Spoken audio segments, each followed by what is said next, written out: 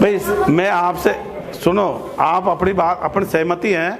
आपने सिर्फ एक मंदिर की बात की, मैंने कहा मंदिर, मस्जिद, चर्च, गुरुद्वारा, मठ वगैरह अपन किसी के पक्ष में नहीं। एक धर्म तक सीमित रहने से अपनी क्या बात बायस्ड हो जाती है, आप समझा करो इसको। जैसे इसमें भी मैंने लिखा ईश्वर, अल्लाह, गॉड, वाहिगुरु, में एक को लिखता है ना तो सोचते साहब हिंदू के पीछे पड़ रहा है।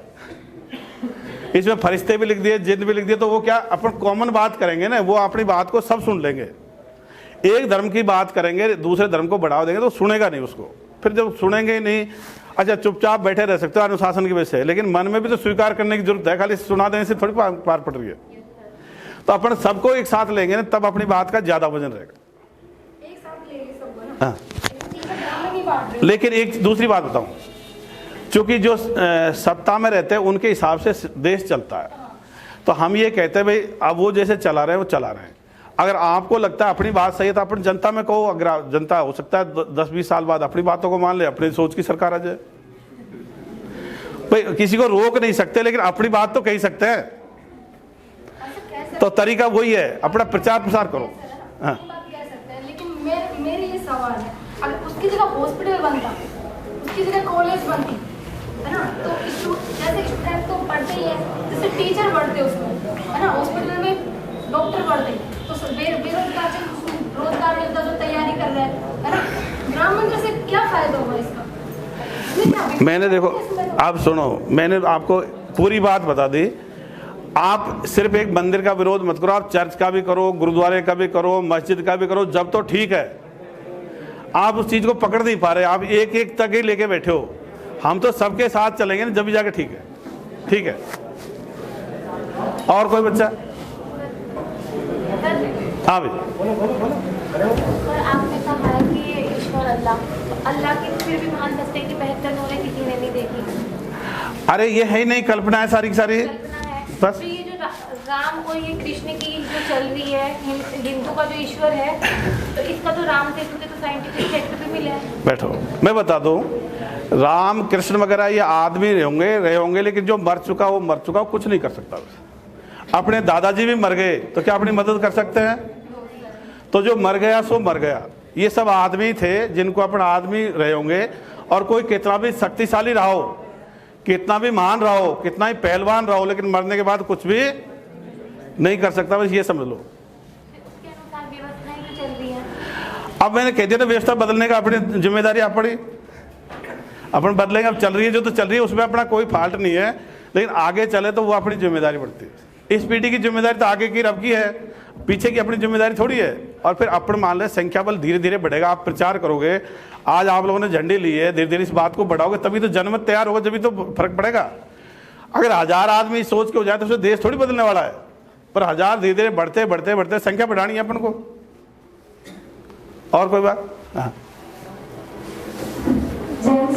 सर, जैसे आपने बोला कि अंधविश्वास की शुरुआत अपने घर से होती है, तो मेरे घर में ये था कि जब मैं छोटी थी ना, तो मम्मी बोलती थी जब डॉग होते हैं ना, वो रोते हैं ना रात को, तो किसी की डेथ होती है। तो मैं साइंस फील्ड से थी सर, तो मतलब विश्वास नहीं करती थी कि मम्मी ऐसा नहीं होता, कुछ भी होता।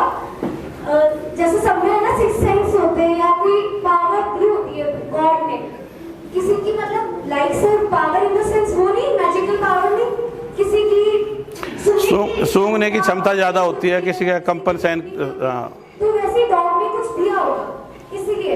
बट रिसेंटली अभी मैं पीजी में रह रही हूँ, तो एक केस हुआ, रात को एक पपी था, वो बहुत रो रहा था, अचानक से ऐसा सीन हुआ। तो जस्ट मुझे डर लगा, ऑब्वियसली मैंने सुना मेरे घर में, तो बट यकीन नहीं था, मैंने कहा शायद उसकी लग गई हुई या कुछ एक्सीडेंट हुआ होगा, ऐसा कुछ हुआ होगा। बट नेक्स्ट डे मैं उठी ना, तो वहाँ पे उसी जगह उसी एरिया में किसी की डेथ हो गई। तो मैं आपसे ये पूछ रही थी कि ये सच है कि माना जाता है कि डॉग्स अगर रोते हैं तो किसकी डेथ हो जाएगी, या तो ये मेरा खुद का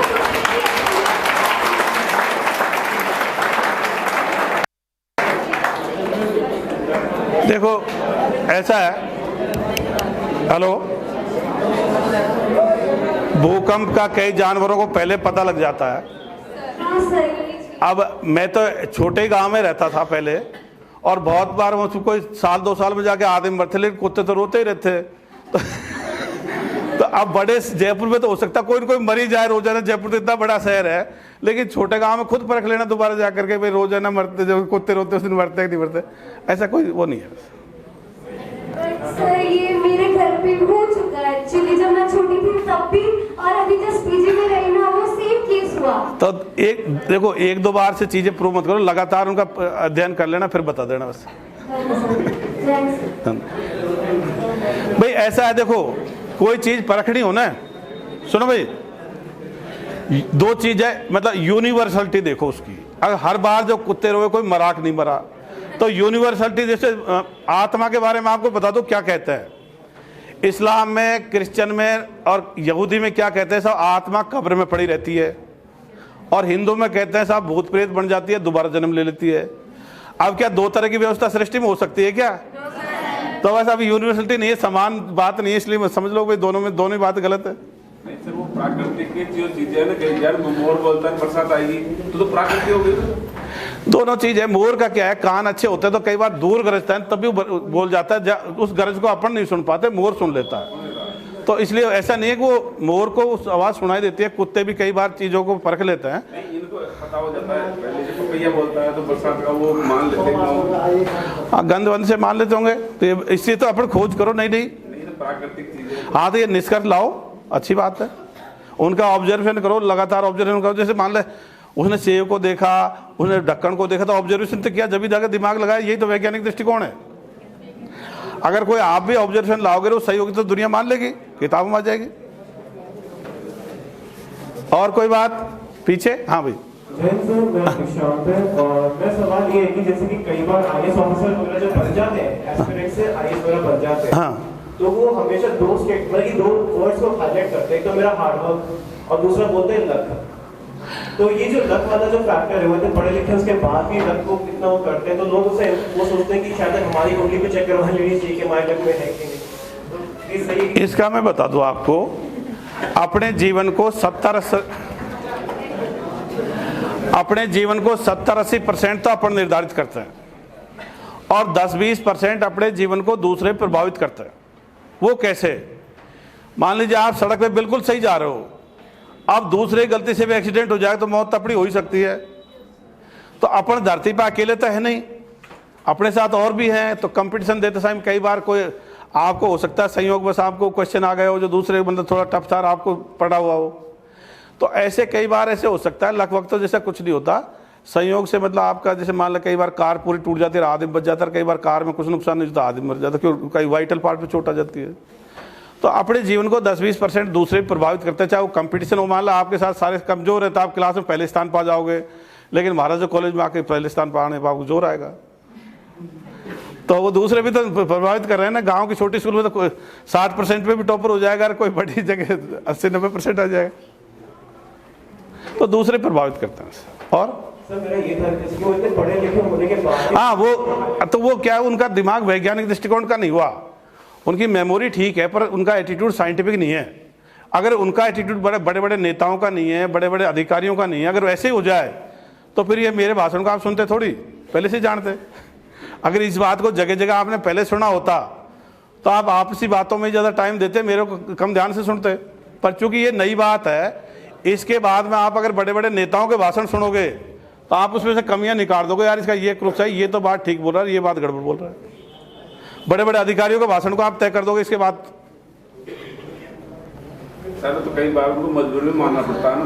जैसे कोई नया प्रतिनिधि हो गया, एमएलए हो गया, और बीजेपी में गया, तो उसको देश नाम बोलना पड़ेगा, उसकी तो मजबूरी होगी ना सर। ऐसे जिसका और काम चल रहा है, इसका भाई देखो इसमें अपन को साहस की जरूरत, अगर देश को नई दिशा देनी है तो इसमें थोड़ा एक्स्ट्रा प्रयास करना पड़ेगा। मैंने पहले बता दिया, वो धार्मिक होना तो एक तरह से आप उसमें बह रहे हो, धारा के साथ साथ बह रहे हो, उसमें जोर क्या आएगा? जोर तो धारा को मतलब जैसे मरुस्थल पड़ा वहाँ ला के पानी को लाएंगे जब जोर आएगा, चंबल से उठा के पानी को लाएंगे जब जोर आएगा। चंबल अपनी लेक बहती है, उसमें जोर थोड़ी आ रहा है। अब इसमें हजारों हॉर्स पावर की मोटर लगानी पड़ेंगे ERCP में, जब जाके पानी ऊपर आएगा। इसलिए इसमें खपना पड़ेगा देश को मतलब सही दिशा देने के लिए। और भाई हाँ बोलो, हाँ बोलो।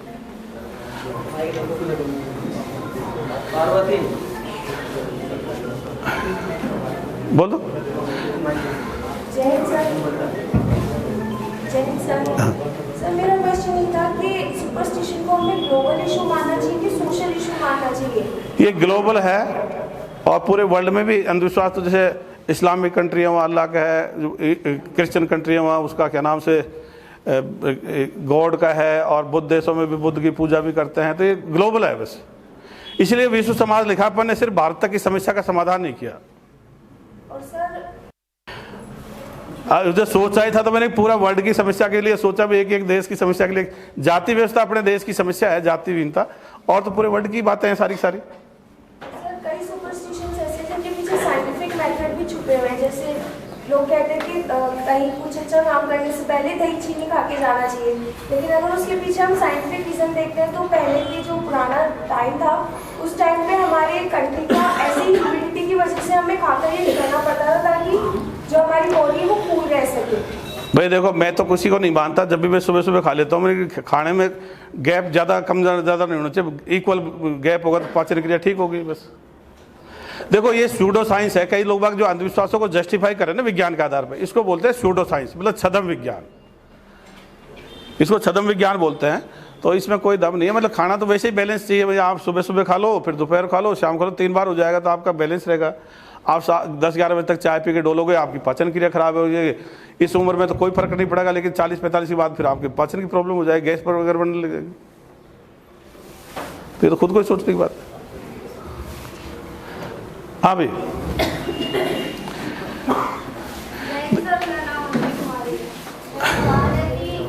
कहते हैं कि है ना जातिवाद और ये जो जातियों में बटा हुआ है हिंदुस्तान में, ये बांटा किसने? क्योंकि अगर हम से देखें तो है ना ऐसा कोई भी कुछ नहीं है कि जिसमें ना जाति में है ना पुराने टाइम से बटा हुआ, ये बीच में आके बटा है। ये बांटा किसने?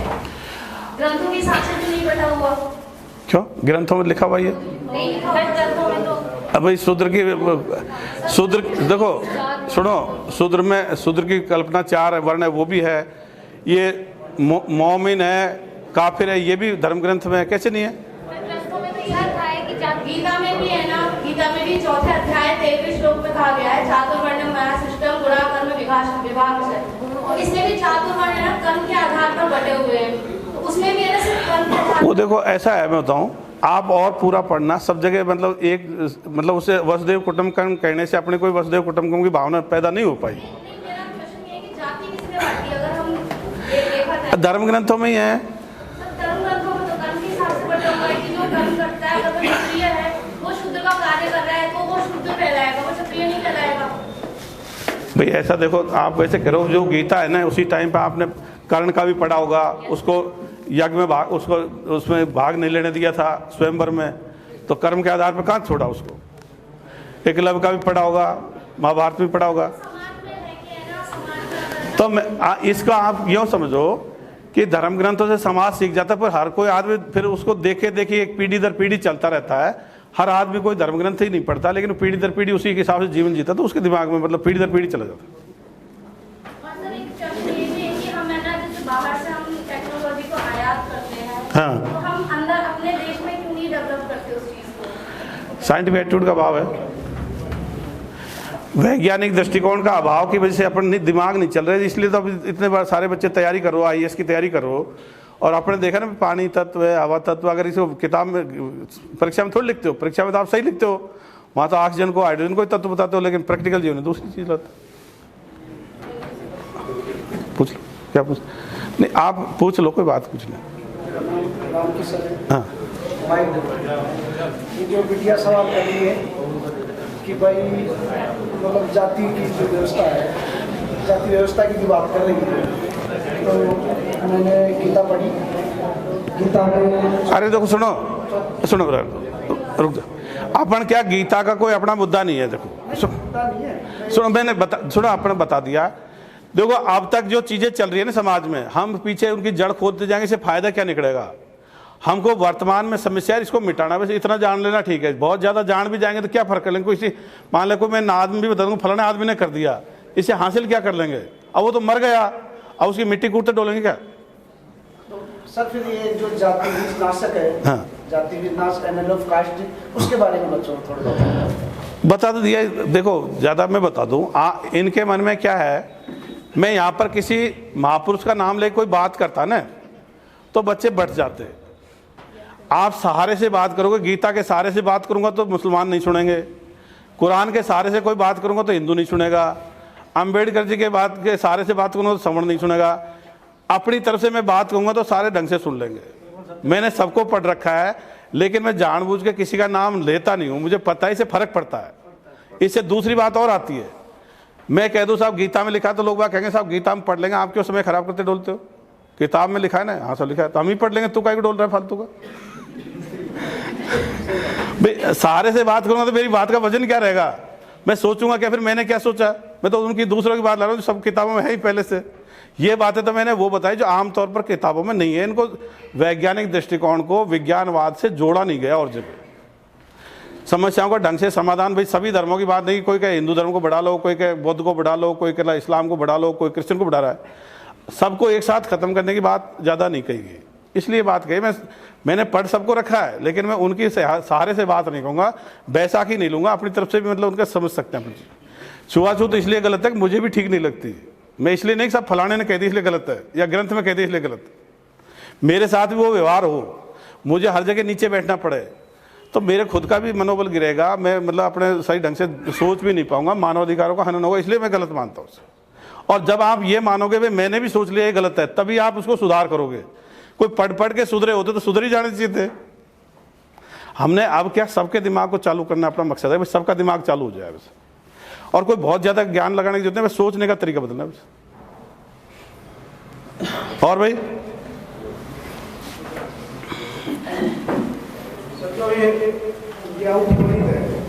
भाई हाँ हाँ ये मतलब हमारे घर में ही है। मैं बता दूं, हंसो मत हंसो मत,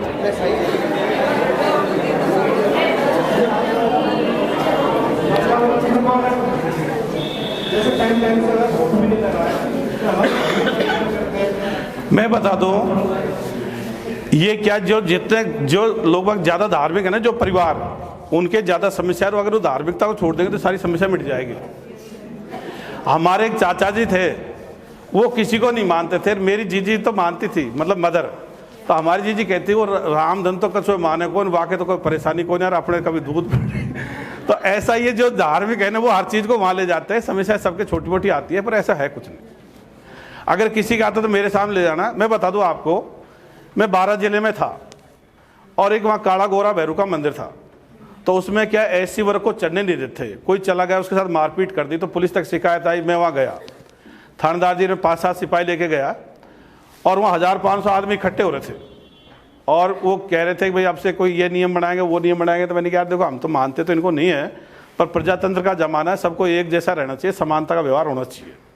तो ऐसे में समझा रहा था, वो विरोध कर थे। तो उसी दौरान जो वहाँ का मेन घोड़ला था उसके देवता आ गया, और जब उसके देवता आया तो यूं यूं करके सब लोगों ने उसकी जय बोल दी। जैसे ही उन्होंने उसकी जय खत्म करी, मैंने उससे कहा उसके देवता चल रहा था, मैंने उठा के फेंक दूंगा नाटक किया तो। पता उसने क्या किया, वो खड़ा होकर मुझे हाथ जोड़ दे, सब गलती होगा, मेरे नहीं चढ़े कभी भी।